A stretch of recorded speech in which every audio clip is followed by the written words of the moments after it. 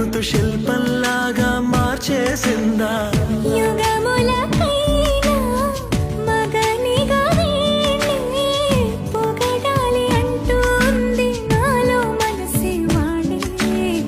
ప్రతి ఉదయాన తన వదనాన్ని నయనము చూసేలాగా వరమేదైనా కావాలి. పూలనే కొనుకేయమంట తను వచ్చెనంట తను వచ్చెనంట.